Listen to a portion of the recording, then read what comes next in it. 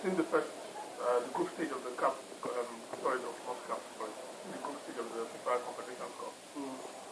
Spain and Uruguay through from Group B, and Brazil from Group A. First of all, before we talk about Nigeria, what's your general assessment of the quality of play at the tournament so far?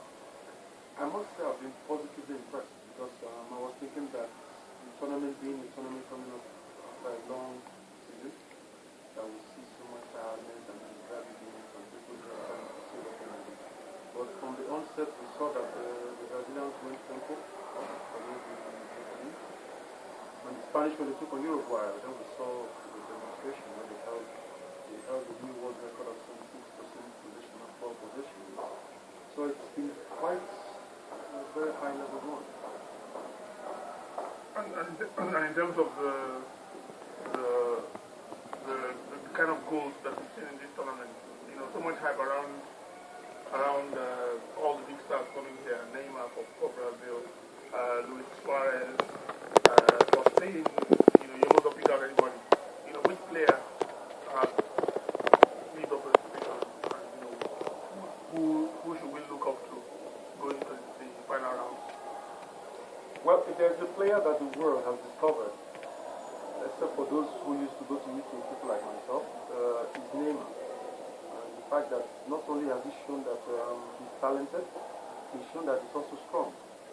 Because we see him even trading in tackles and getting yellow cards, you know. Normally these creative players don't, you know, and he's gradually becoming like a leader of the Brazilian team. I saw him like hugging the players, encouraging them before the last game, and he's just 21. So that shows you that gradually growing up to be the player of the tournament. Now let's look at Nigeria.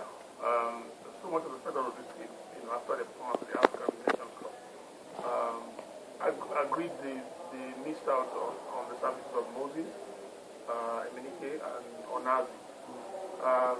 What could the team have done differently, you know, to get a better result from what we've seen so far?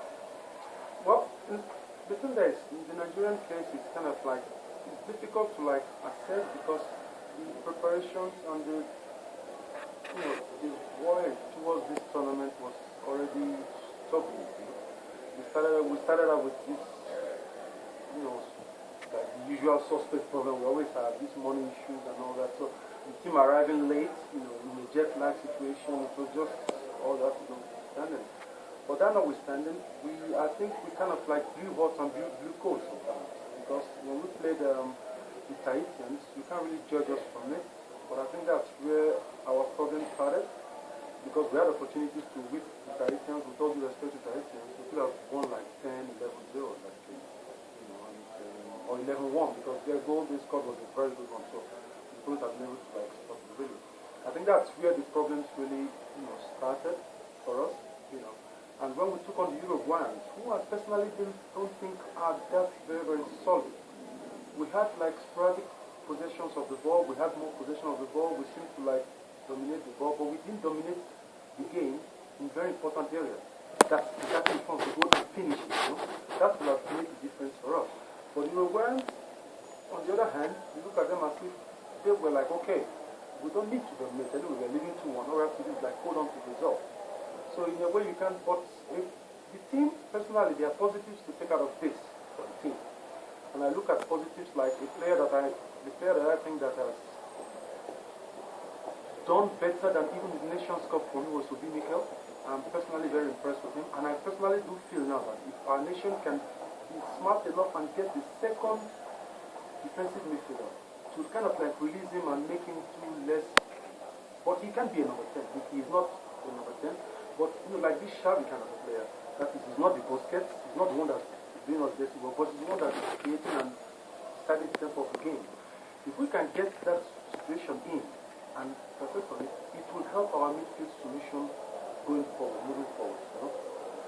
That said, it is difficult to like criticize this thing because we don't have this array of players like before, whereby if Emenike is injured and Moses is injured, and Onazi is injured, you can say we have 3 other ready-made people to just replace them. You know, And that being said, I think tactically where we went wrong, because we are talking for progress, is that we could have adapted our game now to now play differently because we didn't have this forceful player. And I'm very, very honest. If we had Emeka in this tournament, I'm always very certain we would have gone to the second round. Because we were lacking that strength, that power, that weight on the opponent's defense, that will keep them always backwards and, always thinking, what do we do, and not be free to get up. And we saw it again in the last game yesterday when we played Spain. So we look at Brown, he's one of the most criticized players. I saw one statistic this morning on Twitter. He took about 36 shots on goal, and there were no goals from him. But we saw how powerful and how much his combination with Emeka worked at the Nations Cup. How would you assess him as a player? Personally, I can't fault today because we can't fault him for his effort. If you say, okay, for the execution maybe, but for his effort you can't fault him because if you say the man shot 36 times, that means that he tried 36 times.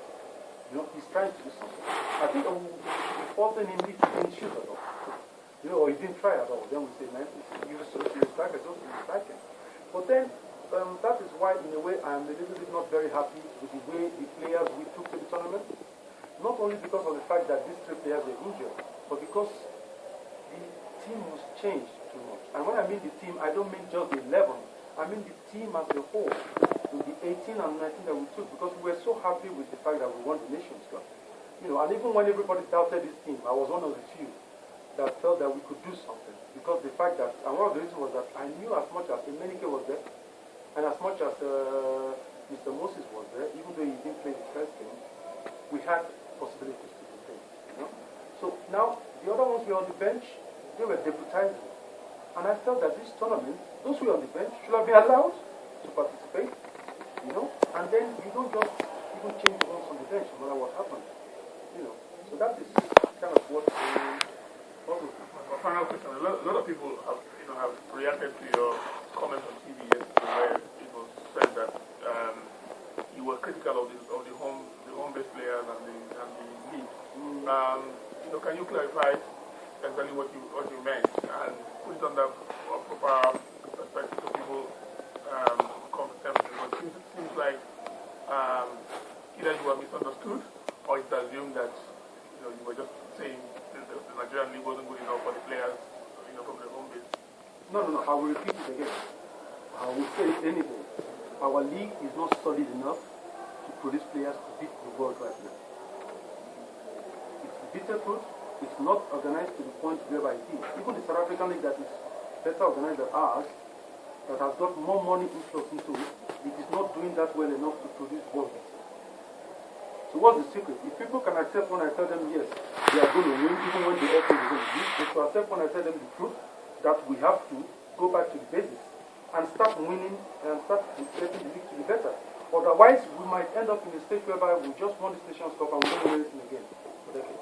Okay, I know I didn't say that was the last question, but based on what you've said now, if I take you back to 1990 when West Ham took home Nigerian-based players to the Nations Cup and they got to the final of the Nations Cup, with a bit of luck, they probably would have been in the same position. Would have been in the same position that this team, where they won the Nations Cup at first try. But by the time the team evolved in '94, a lot of those players have gone abroad. Do you see the possibility that within a year or two, using the same players, but now with them getting a lot more experience, there could be something to draw from what happened with West Ham in '94? Because some of you came in '93. So West Ham kept adding a few players into the team. Now, what is so impressive, why I'm so happy you're bringing that together. I will ask you back a question to answer your question. What was the state of our league in 1990? What was the state of our Nigerian league in 1991, 92? Our league was so solid that the players playing in our league were easily, they just went to Europe in December and they played immediately in the European team. Our league was so solid that it was better organized. We went to the stadium, it was jam-packed. When we had to play at Unicon Stadium during the night, we went there, if the game was 4 o'clock, if you went there by 3 o'clock, you don't get a play. The stadium is already filled up. The league was that. It's no magic. I'm not trying to say that Nigerian players in the league are just saying that due to the fact, we've not recently, it took us 2 years to finish one season. It's not because we just won the Nations Cup, okay, it's like that. No, the thing there is that if we want to move forward, and the profession, we have to be brought back to the level where we're solid. When that is not done, you can't ignore the players that are playing abroad. And one anger I have now, people are talking about the comments, maybe they're not happy about it. What is even getting me angry is that they should also accept that as an what is important for me is the interest of my nation. If a Nigerian player is playing abroad, does that make him all of a sudden a foreigner? No. No, he's a Nigerian like you. You should even benefit from the fact that he's training with better coaches, better infrastructures, and bring him into the team. Now everybody's classified that, okay, once you're playing abroad, that kind of thing. No. But there are arguments that some of these players playing abroad have not shown commitment, which is why over the past couple of years, the team has not done well. Okay, if you're going to talk about that, then let me, because I'm very happy we're discussing this, because we have to solve this quickly before we start the fire. I was reading all through, Emenike, who helped us win this tournament, got injured, and one of his grievances was that after he was injured, he was no longer being asked by anybody back home about how his injury was. Nobody cared about how his injury came about. Nobody cared about if there was any need we should give him to get him rehabilitated to play. And this is a player who got injured playing for us in the semi-final. And this is a player, as far as I'm concerned, who won us the tournament. Now, next year, if you invite this player and he refuses to come, you will call him as a bad foreign base. Right? And he's almost in difficulty with feeding his family now. These are the things you look at. It's not about the question of whether the home league or that kind of thing. No. The players are also human beings. You can't be one-sided when you listen to this kind of thing. You have to look at the player's point of view. And as far as I'm concerned, we have no choice. We must be in Brazil. We must be in Brazil next year. For the interest of the coming generations, we must be there. Thank you. You'll be very well from the man. Thank you very, very much. We hope to talk to you after the semi-final. Well, before we go, predictions for semi-final? Well, the thing there is personally, I have a favorite in this tournament, and that's Afghanistan. So, they have so much depth, I think they will go all the way. And Brazil, Uruguay? No, I see Brazil qualifying. But it's not going to be as easy as people think, because we are all dreaming for a Spain Brazil final anyway. So I don't know if it's my mind that's talking here or the head. So it's just like that. All right, thank you very much, Andy. You're very dull.